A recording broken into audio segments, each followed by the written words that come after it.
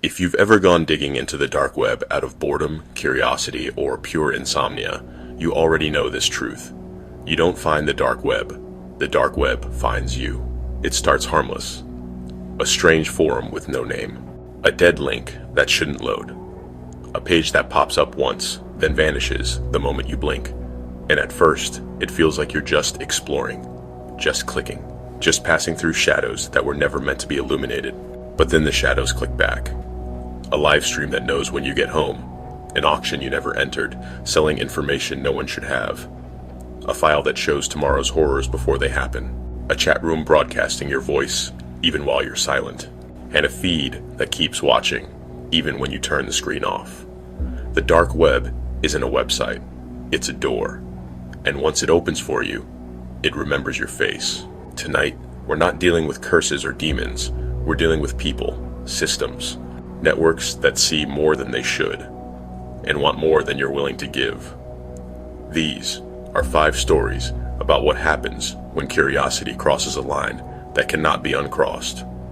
Turn your lights off, turn your volume up, and whatever you do, don't click anything you can't explain.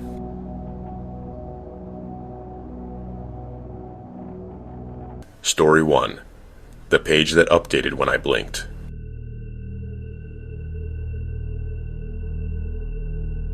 I did not set out to find anything on the dark web.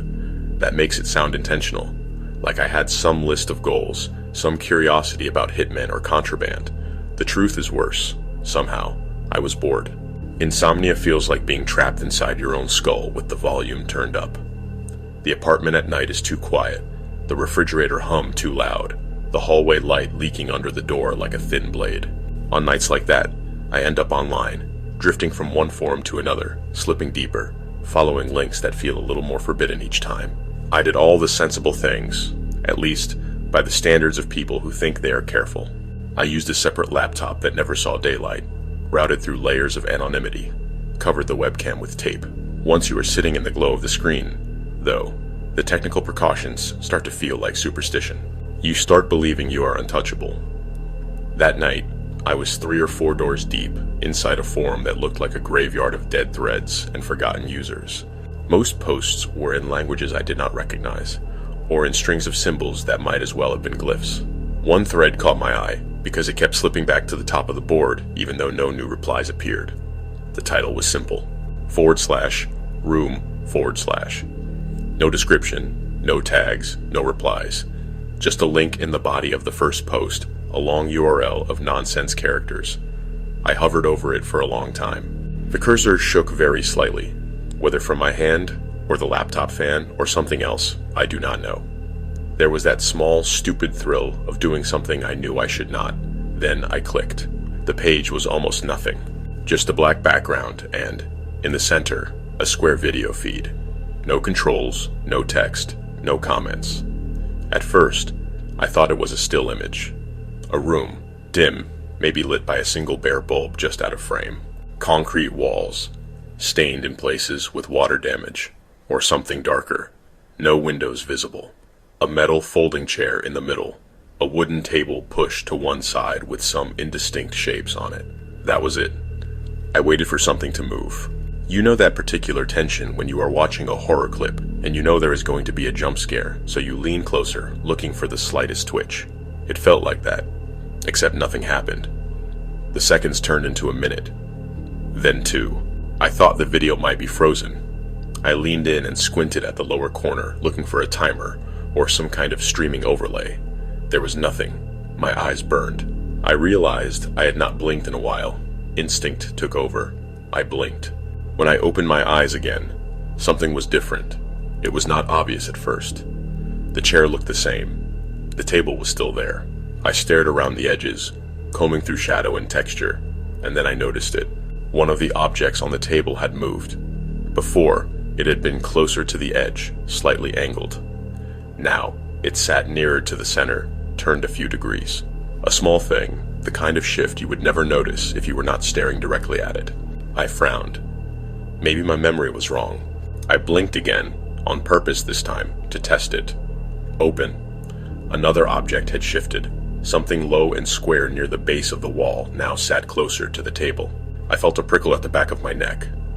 It was not like a video cutting to a new frame. There was no flicker, no obvious transition. The room simply rearranged itself in the space where my sight went dark. I hovered the cursor over the tab, considering closing it. Then my curiosity dug its claws in. I leaned closer instead, until the glow of the screen filled my vision. I tried to keep my eyes open for as long as I could, until tears collected at the corners. My eyelids trembled. Blink. Open. The chair had turned. It now faced a slightly different angle, as if someone had just stood up from it and nudged it aside. I sat back, heartbeat kicking against my ribs. I checked the laptop's clock, then the small digital clock on the microwave across the room. Both showed the same time. My internet connection was fine. It did not feel like a pre-recorded video. It felt live. My eyes began watering again. My muscles twitched with the need to blink, and I fought it like a child trying not to cry. There is only so long you can resist your own body. Blink. The chair now faced directly toward the camera. The seat was empty. I whispered aloud. Something stupid. Maybe just a curse. Hearing my own voice in the quiet apartment made the whole thing feel more real. I swallowed, tasted metal and stale coffee. I tried a different tactic. I turned my head aside, stared at the blank wall to my right, and blinked as much as I wanted. When I turned back, the room was exactly as I had left it. Chair facing the camera, table to the side, objects scattered in their new configuration. So, it only updated when I blinked while looking at it. The thought made me feel nauseous, like the world had quietly adopted a new rule without telling me. I covered the top half of the screen with my hand so that I could only see the browser frame, then blinked. When I lowered my hand, the room had changed again. There was someone in the frame. A figure stood beside the chair, with their back to the camera. Same height as me, roughly, same build. Wearing clothes that looked uncomfortably familiar. Dark hoodie, loose sweatpants, socks with a small logo near the ankle. I looked down at myself. Dark hoodie, loose sweatpants, socks with a small logo. The air in my apartment felt suddenly too thin, as if someone had vacuumed the oxygen out. The colors on the screen seemed sharper than everything else. The figure did not move. I realized I was holding my breath. I let it out in a rough exhale, then tried to steady it.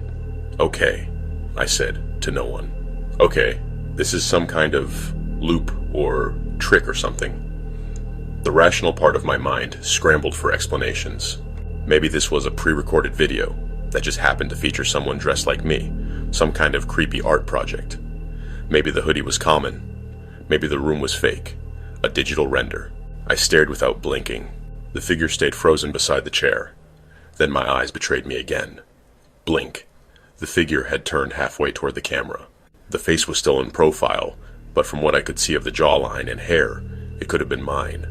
The lighting was dim enough to disguise details and bright enough to show similarity. There is a special kind of dread reserved for recognizing yourself in a place you have never been. It is not like seeing yourself on video or in a mirror. It is like catching your reflection behaving 1 second out of sync, something rotten inside reality. My skin crawled. "Stop," I whispered, as if talking to the page. "Stop changing." Of course it did not listen. My vision blurred, eyelids burning. I clenched my fists, nails digging into my palms, trying to prolong the moment. Blink. Now, the figure faced the camera directly. I felt it like a physical blow. Same face, same shadows under the eyes from too many sleepless nights. Same slight scar near the chin from when I slipped on ice as a child, except the eyes looked wrong. In the glow of the screen, they seemed slightly too large, the whites too pale, the irises too dark. They stared into the camera lens with a focus I could feel. Not like watching, more like searching. The chair stood behind this other me, the table to the side. Nothing else had moved. The room itself was a frame for that stare. I jerked away from the screen, heart racing. The urge to slam the laptop shut was almost overwhelming. I reached for the lid, fingers closing around the plastic, then stopped. What if the page stayed, even with the screen dark? It was an irrational thought. But irrational thoughts thrive in the glow of a monitor at 3 in the morning. I forced myself to breathe. I grabbed my phone with my free hand and snapped a quick photo of the screen, proof for later or for someone else. When I looked at the picture, a moment later, the screen was black. No room, no figure. Just the faint reflection of my own face in the glass. I looked back at the laptop. The figure on the screen now had its mouth parted, as if about to speak. My stomach rolled. I unmuted the system volume and leaned in, listening for any audio. Nothing but the low hum of my own hardware. I checked the browser's tab for a speaker icon, any indication of sound, but there was nothing. The other me did not move. I realized something then. Every change, every new position, had happened in the instant I closed my eyes. I had never seen the transition, only the result. And now I was staring, unblinking, waiting for the moment I could not help but blink again. The seconds crawled past. My eyes throbbed. The room around me faded to the edges, the world shrinking down to that square of dim, grainy video and the face inside it. A faint ringing started in my ears. I tried to cheat. I raised my hand, spread my fingers, and closed one eye while keeping the other locked on the feed. Then I switched, opening the first eye and closing the second. It bought me a little time, but not much. My vision blurred, doubled. Tears slipped down my cheeks. At some point, the human body stops bargaining. I blinked. When my eyes opened, the figure on the screen was no longer inside the room. For a heartbeat, I thought the feed had gone back to its starting position, an empty space with a chair and a table. Then I realized the camera angle had changed. The concrete walls were gone. The color temperature was different, warmer. There was a familiar lamp in the corner, a couch. My couch. The view on the screen was now looking out from somewhere near the ceiling of my living room.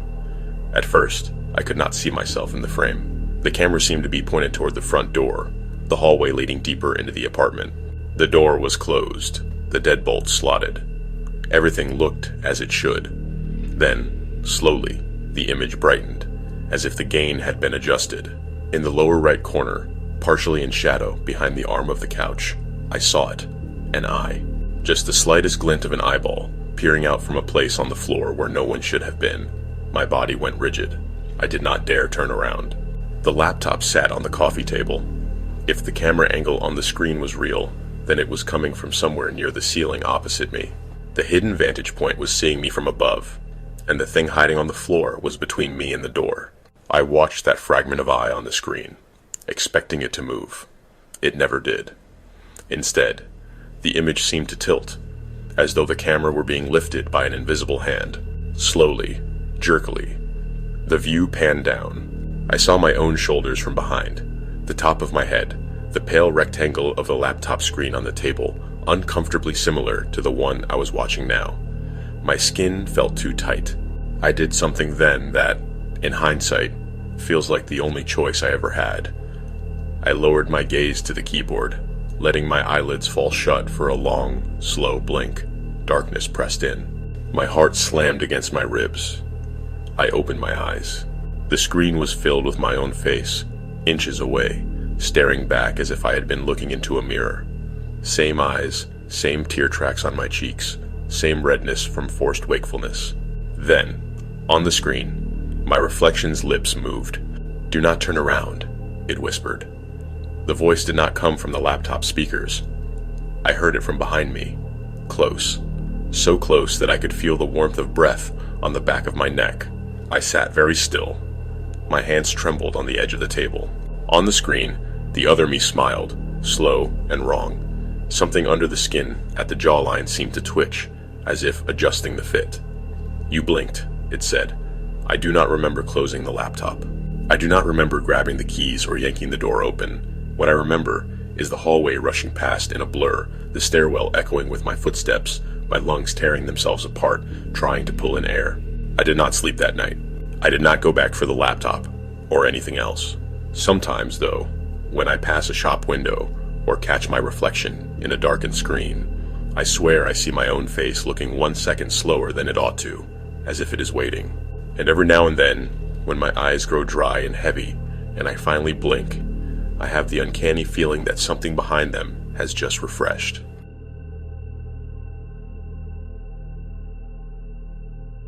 Story 2. Auction number 76.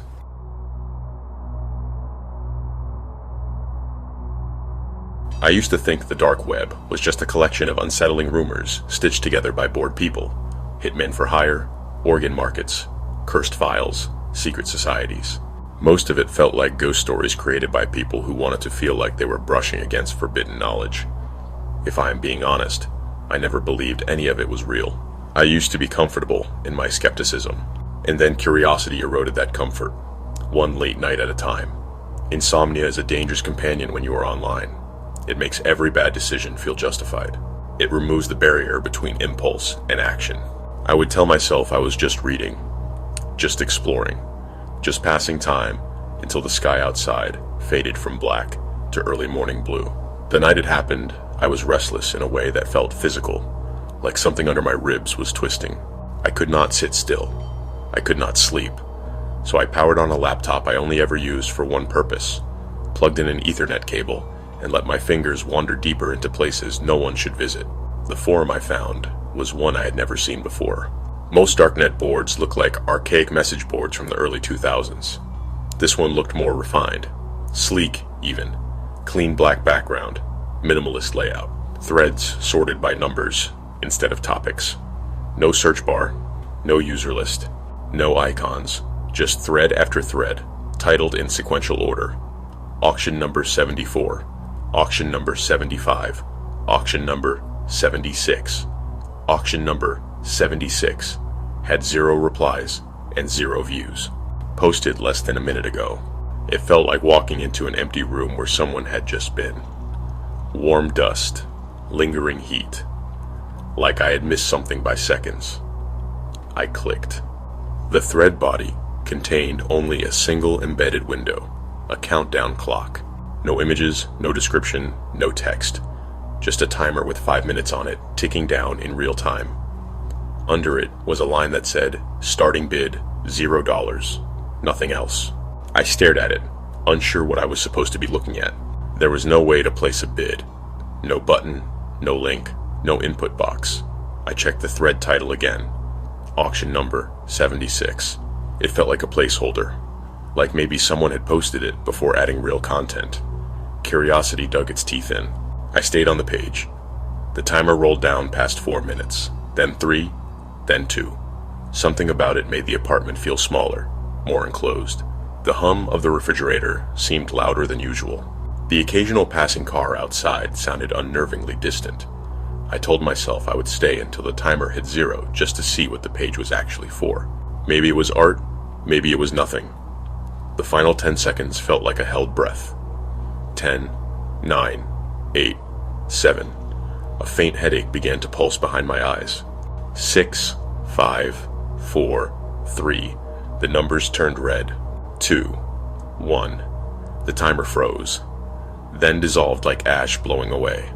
A new line of text appeared. Congratulations, you were the highest bidder. I blinked at the screen. A cold ripple went through my stomach. I had not clicked anything. I had not entered anything. I had not placed a bid. Before I could move the cursor, the page automatically refreshed. What replaced it was not a product page, or some joke, or even a scam. It was a profile. My profile. At the top was a block diagram, the layout of my apartment drawn with eerie precision.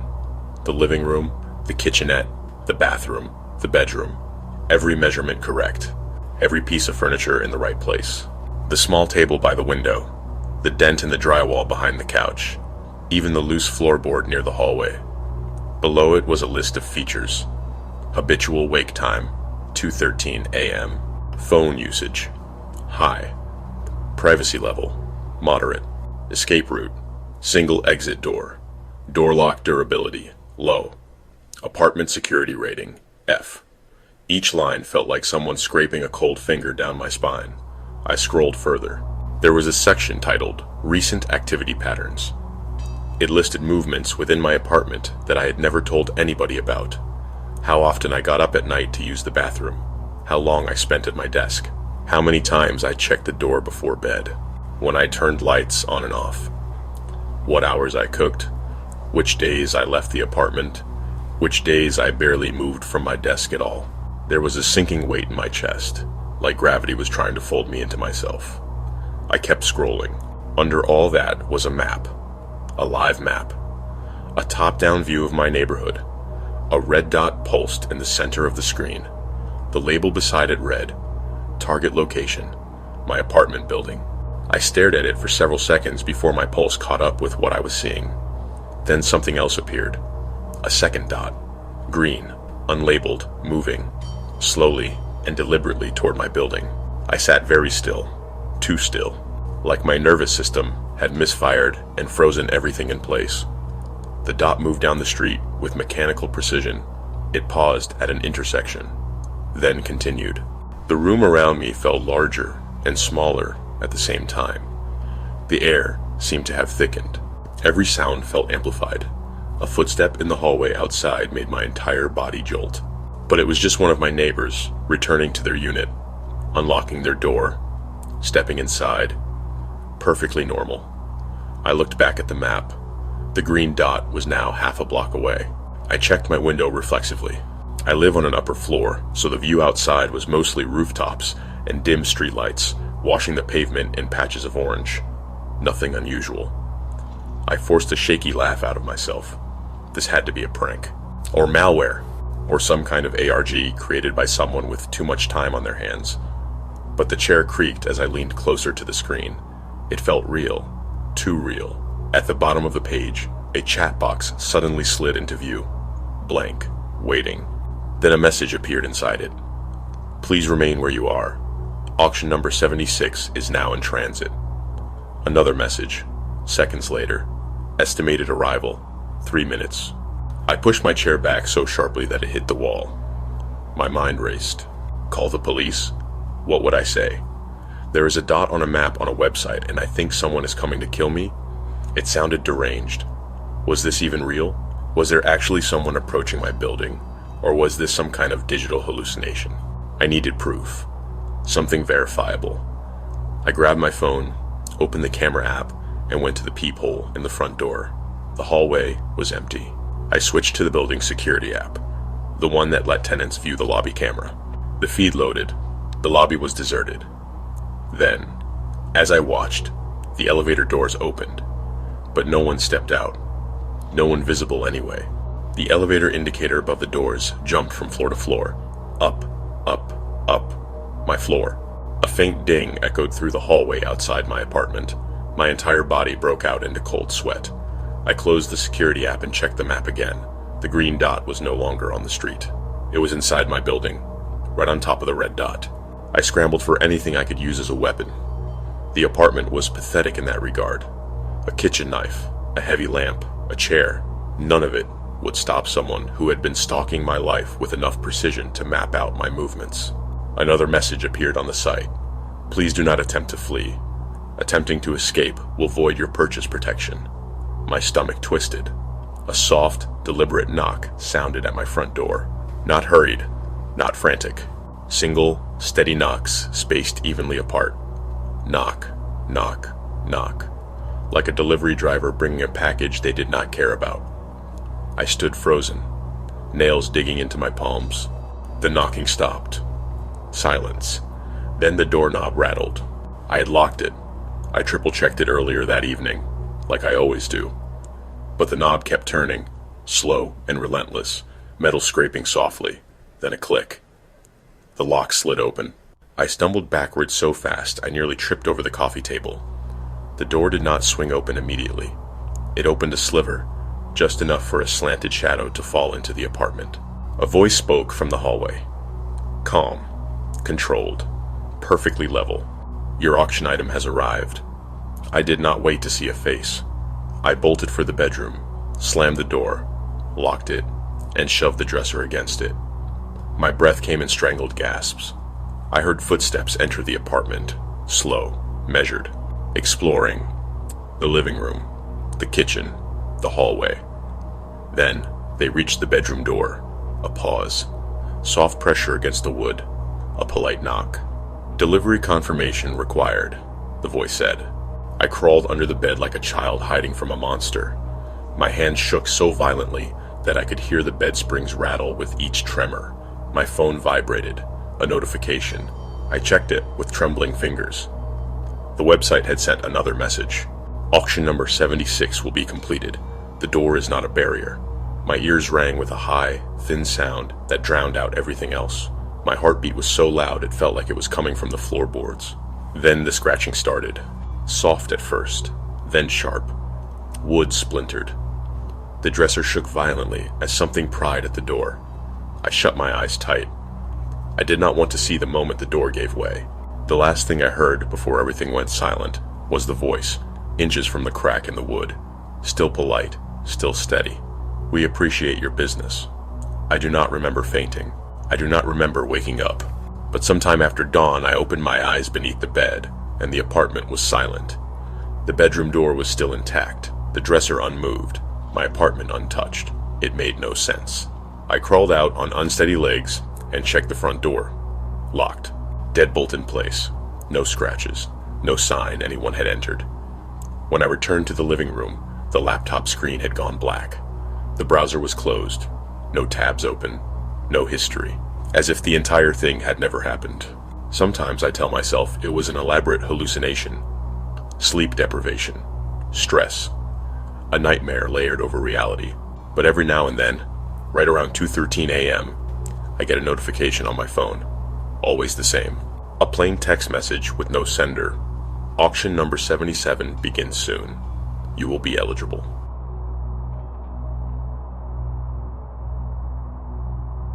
Story 3. The File That Contained Tomorrow.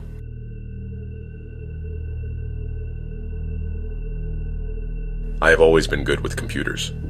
Not good in the way that people brag about on resumes, but good in the way that comes from being a lonely kid who hid from the world behind screens. The internet always made more sense to me than people did. Algorithms had patterns. People had moods. Programs followed instructions. People followed impulses. Maybe that is why I drifted into the hidden corners of the web so easily. It felt like walking through the locked basement of a house I had lived in my whole life, discovering the parts I had always suspected were there. The night it happened, I was trying to distract myself from a feeling I could not put words to. A restlessness in my bones. A kind of quiet dread that felt like waiting for a storm before the clouds even formed. I should have taken it as a warning. Instead, I kept browsing. There was a link in a forum I barely recognized. One of those threads that appeared abandoned but still had a heartbeat. The kind where 3 users post cryptic messages once every few months. The kind where curiosity outweighs caution. The post title was just a date. Tomorrow's date. There was no text in the body, only a URL that began loading the moment I clicked. For a split second, the browser flashed white, then auto-closed the tab so quickly I thought I had misclicked. Something downloaded. A tiny file. Less than a megabyte. Encrypted. Named simply tomorrow.enc. My stomach tightened. I could have deleted it right there. I should have. But fear and curiosity are siblings. They both make the same whisper in your ear. I ran a decryption tool. The file cracked open in seconds. Far too easily for something supposedly encrypted. A single image appeared. A still frame. No audio. No metadata except for a timestamp. Timestamp. 24 hours from now. The image showed my apartment. Specifically, my desk. The same one I was sitting at. My breath caught in my throat. The lighting in the picture was identical to the lighting in my room at that moment, except for one detail.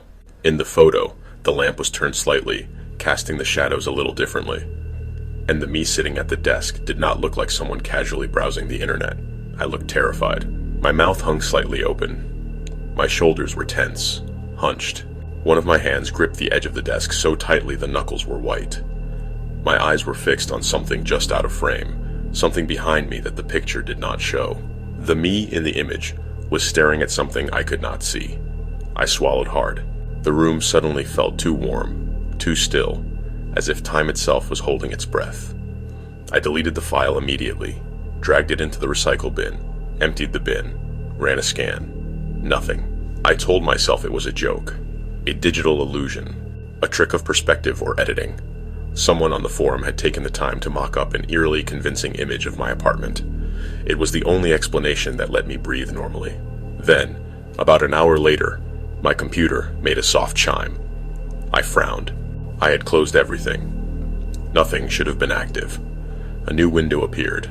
The same file, tomorrow.enc. I did not download it again. It appeared on its own. My pulse stuttered. This time, when I opened it, the timestamp was 23 hours ahead instead of 24, and the picture was new. Not the same still, not the same angle. It showed me lying in bed, sleeping, blanket half pulled up, and in the corner of the photo, in the darkest part of the room, something stood, not close enough to see clearly, not close enough to make out a face, just the silhouette of a person, tall, unmoving, watching. I deleted the file again with shaking hands, then unplugged the Ethernet cable and turned off the Wi-Fi. I deleted the forum history entirely, restarted the computer, cleared the temporary files, purged everything. I checked behind me twice before turning off the monitor, but that night I barely slept. Every tiny sound felt amplified, a creak in the floorboards, the soft settling of the building, the faint hum of the refrigerator. When I finally drifted off, it was not restful. When I woke up the next morning, something felt wrong instantly. Not visually, not physically. More like something tugging at the back of my mind. My computer was already on. The monitor glowed softly. A window sat open on the screen. Tomorrow.enc. I had shut the computer off before bed. I was sure of it. My hands went cold and numb. I stared at the screen for a long time before forcing myself to open the file.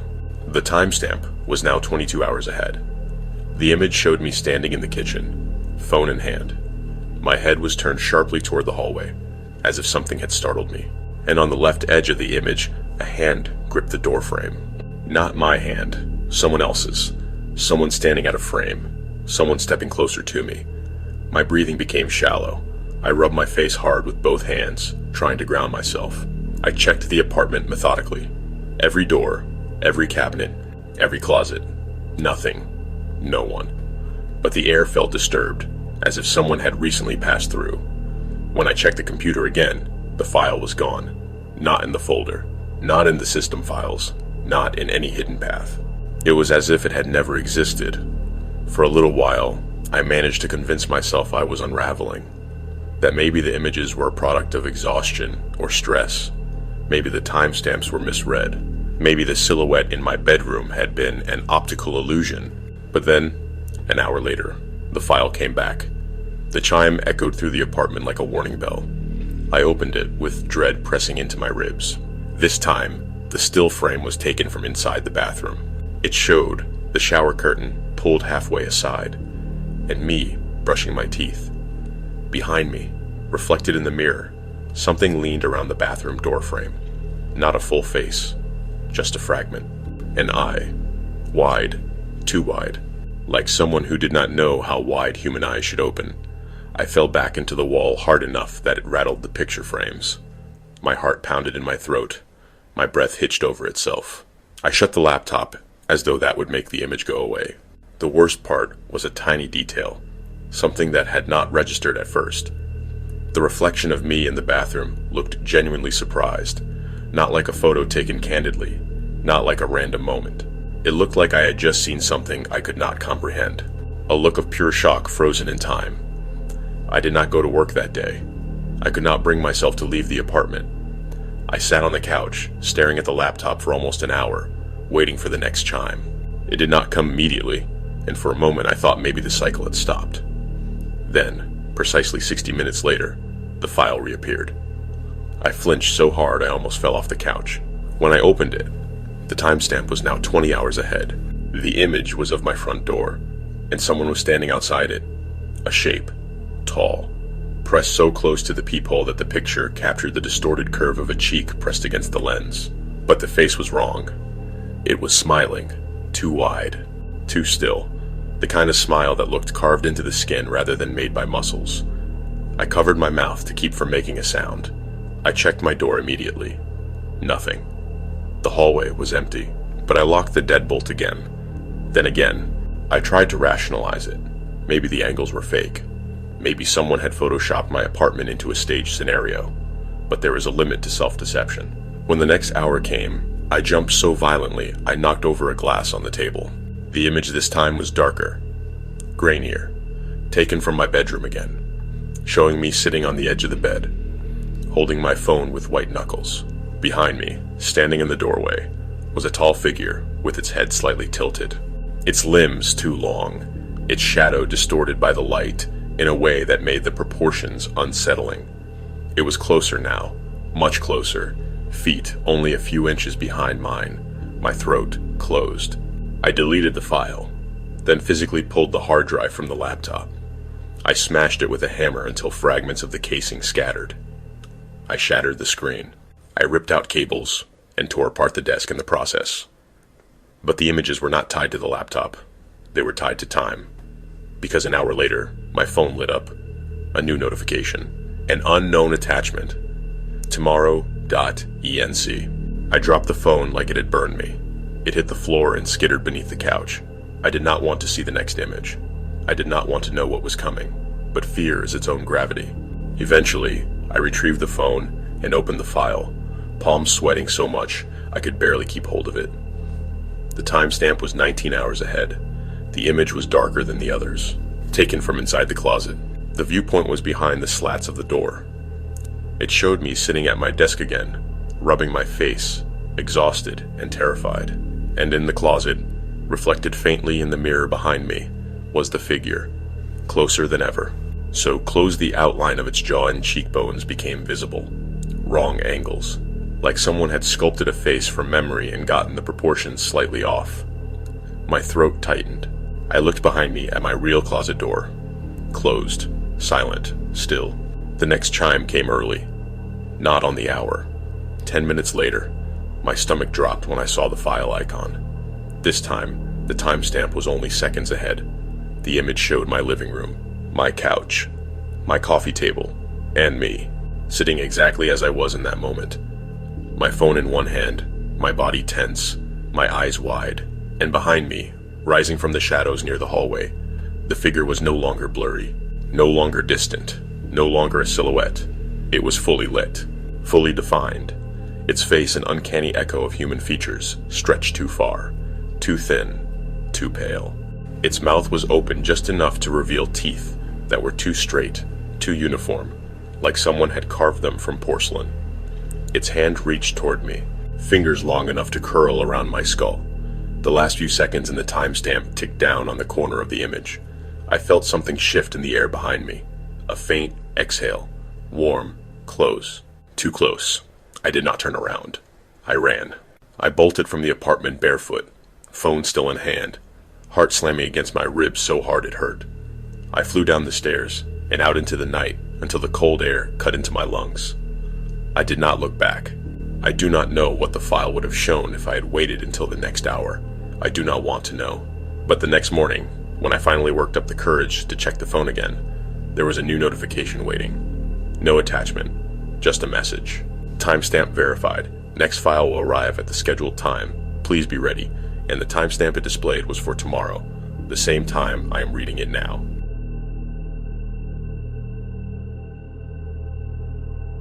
Story 4. Chatroom 9.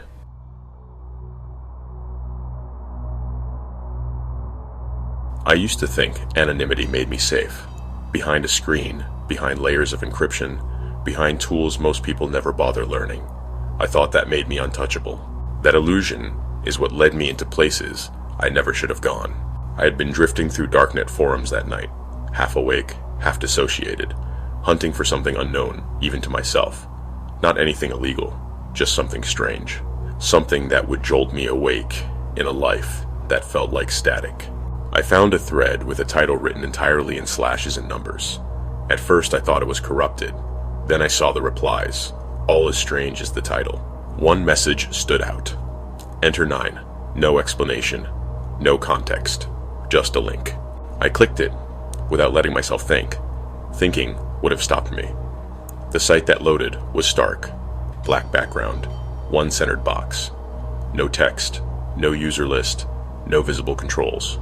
Just a blank chat window with a single button beneath it. Join audio channel. I stared at the button. Audio on the dark web is never a good idea. But the emptiness of the room, the lack of any labels, the sheer oddity of it seduced me.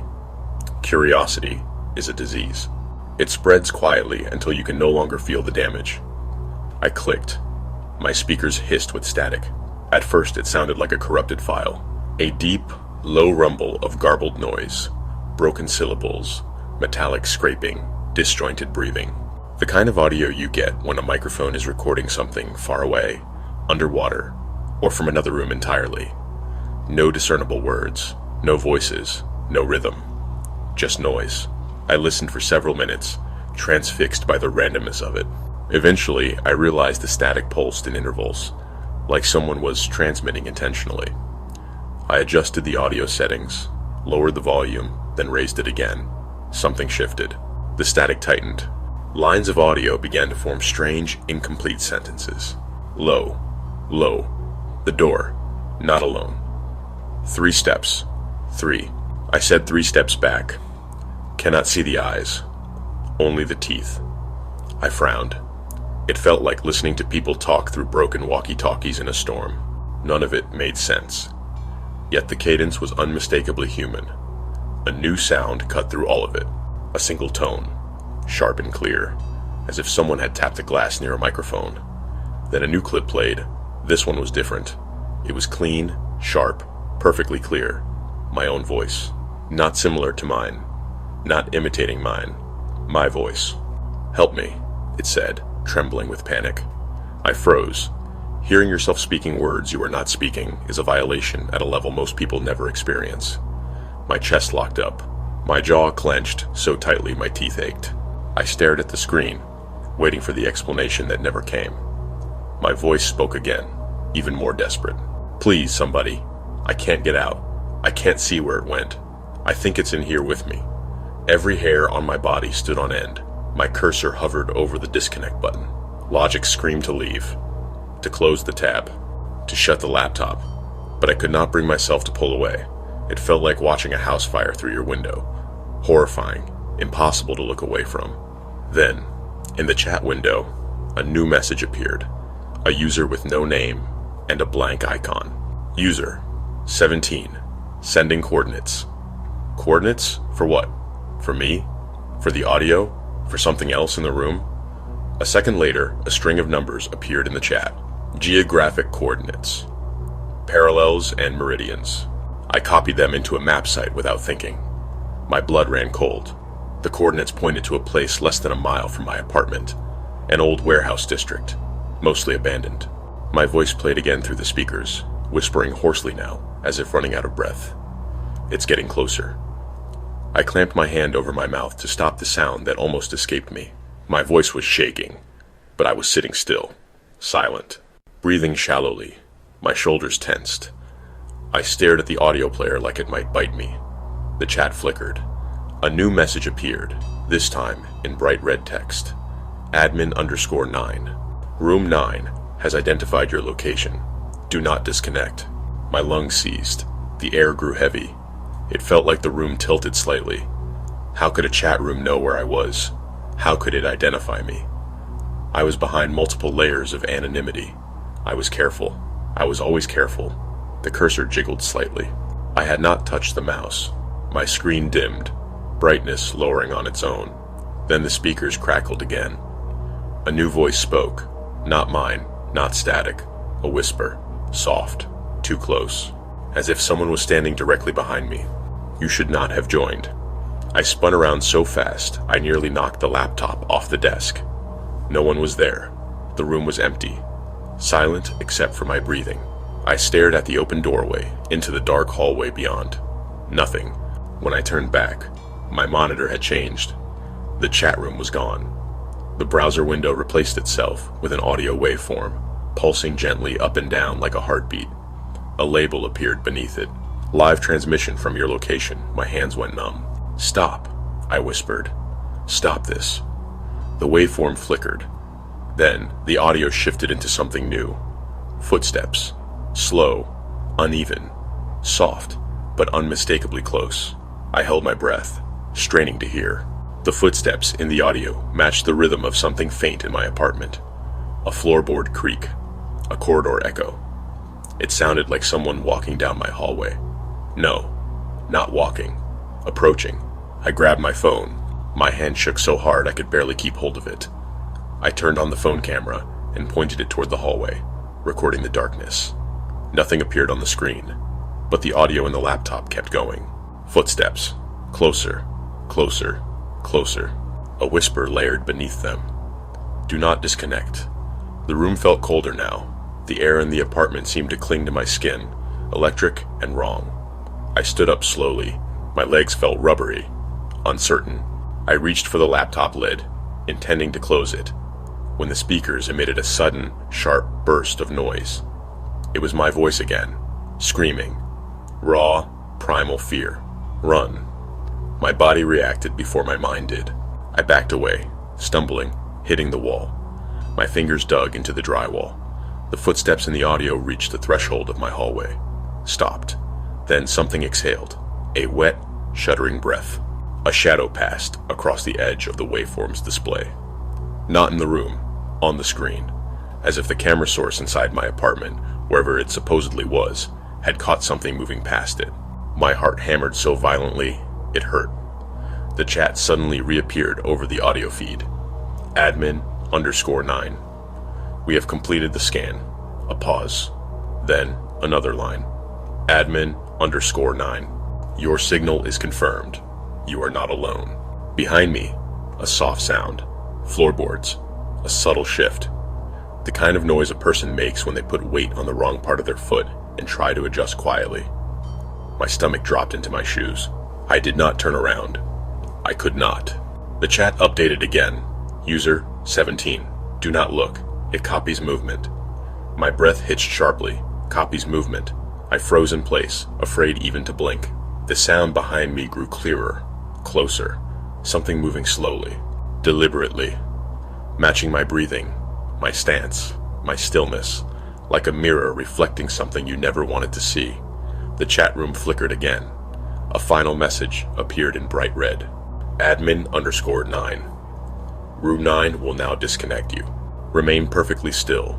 Prepare for. The message cut off. The window closed. The computer shut itself down. The room plunged into silence. My pulse thundered in the darkness.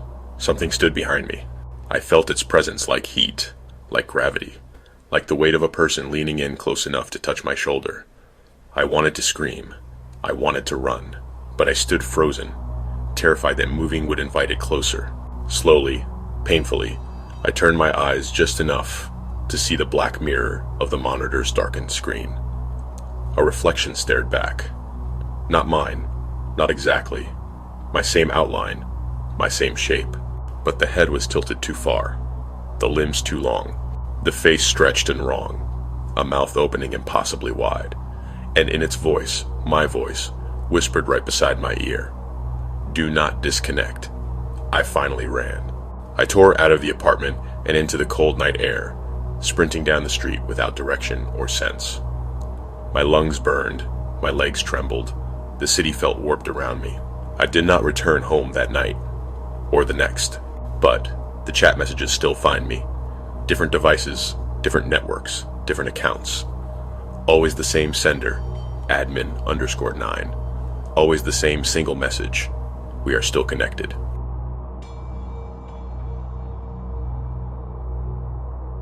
Story 5. Subscriber feed.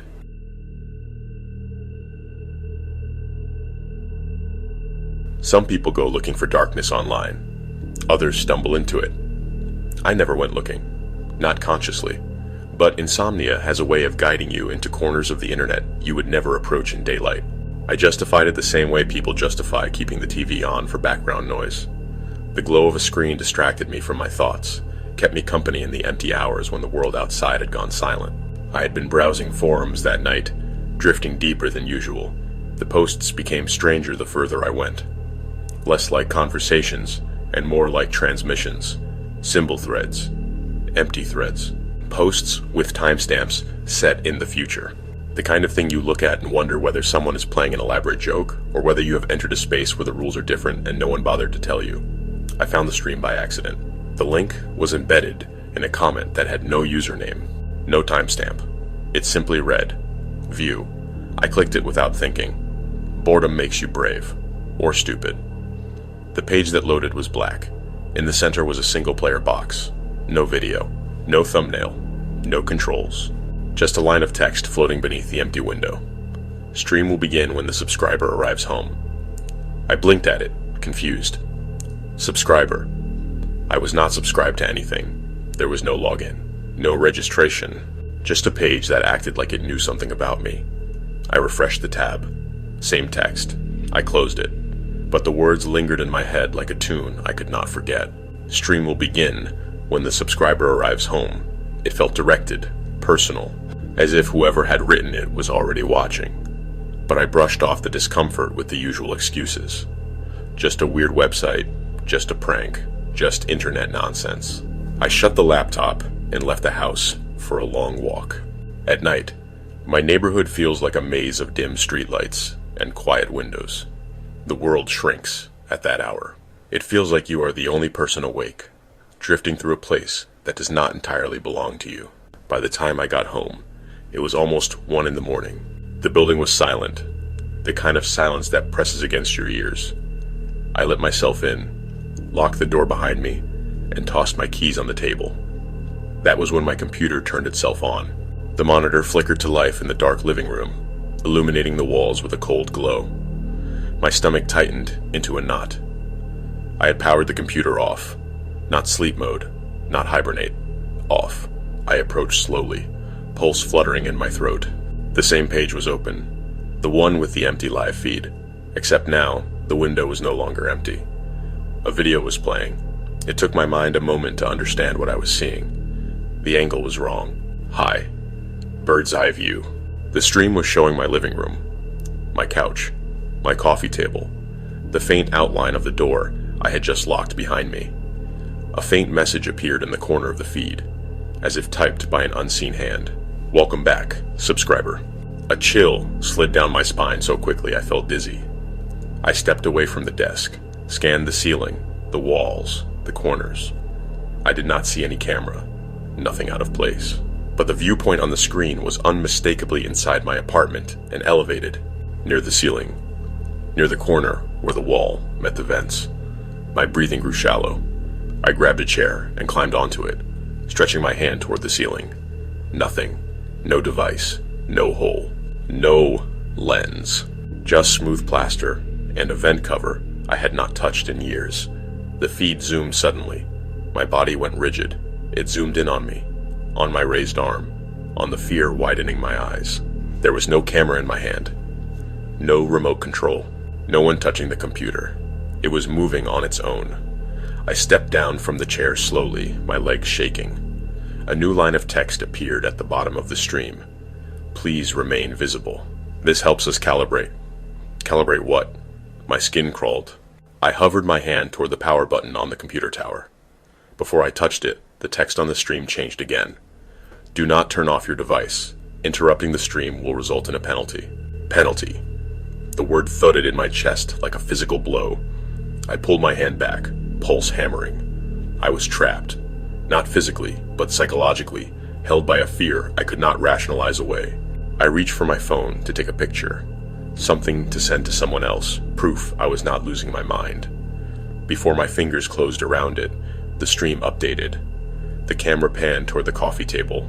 My phone lay there. Then a new message appeared. No recordings, no screenshots, no sharing. Subscriber agreement is in effect. My mouth went dry. I had never agreed to anything. Not knowingly, another line appeared. Subscribers are enrolled automatically. Automatically. For what? The stream cut to black for a second. Then a new image replaced it. Not a live shot. A pre-recorded clip. A dim hallway. Flickering lights. A figure standing motionless at the far end. The silhouette barely visible. Just an outline of long limbs and a crooked posture. The figure stepped forward. The camera followed. My heartbeat surged. The figure's movements were wrong. Too smooth. Too quiet. Like each step had been removed from sound entirely. The camera passed through a doorway. An apartment. Not mine. Not one I recognized. The silhouette entered the living room of the place, moved to the corner, and climbed the wall like a spider, body contorting until it lay flat against the ceiling. The camera cut to black. Then the live feed resumed. My apartment, unchanged. Another message appeared. Your environment has been deemed suitable. Stream calibration complete. Thank you. subscriber. My body felt cold. Then the live video began to pan upward, toward my ceiling, towards the same vent I had checked earlier. My chest locked. I stared up into the vent instinctively. A faint movement, just a shadow, just a shift, but enough to make my heart stop. A new message. Do not look away. The camera fed zoomed into the vent, focusing deeper, past the grating, past the darkness. I stepped back, shaking my head. No, I whispered. No, no, no. From the vent came a sound. Soft. Wet. Like fabric brushing against metal. Like fingertips dragging slowly across the inside of a duct. Then, through the speakers, a sound like a throat clearing. Not human. Not right. The stream flashed white. Then, a new message appeared. Subscriber presence confirmed. Proceeding with content delivery. Content delivery. My breath trembled out of me in a ragged exhale. The feed changed again. Now it was showing a different angle. Not from the ceiling. Not from the vent. From behind me. I spun around so fast the world blurred. No one. But the camera angle had to be coming from somewhere close. Behind my back. Shoulder height. My eyes darted to every corner. Every shadow. Every surface that could conceal a device. Nothing. The stream panned closer to the back of my head. The view was too crisp, too intimate. There was no camera, but something was filming me. A message appeared. You may sit. The stream will continue. My legs buckled. I backed toward the couch and lowered myself, staring at the screen, unable to tear my eyes away. The feed switched back to the ceiling vent. Something shifted inside. A darker shadow within the darkness. The faint outline of a face. Not a human face. Too wide, too long, pressed against the ductwork as if trying to peer through. I could not breathe. The message box flickered. We are now live. Thank you for subscribing. Then, after a breathless pause, do not forget to like and follow. Your participation keeps the stream alive. Alive. The vent creaked, metal bent. Something began pushing through.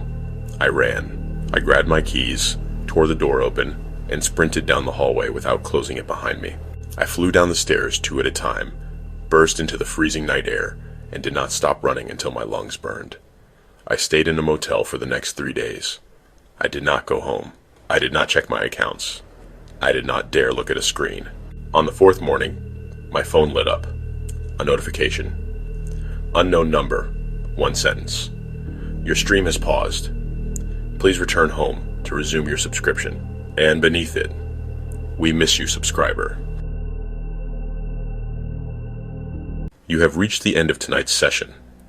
The last visible page before the network continues, without you, quietly, automatically, without asking whether you are still watching. If any of these stories followed you longer than they should have, if you felt the shift when curiosity stopped being passive, when clicking became participation, when anonymity began to feel like exposure, do not assume the connection ended just because the screen went dark.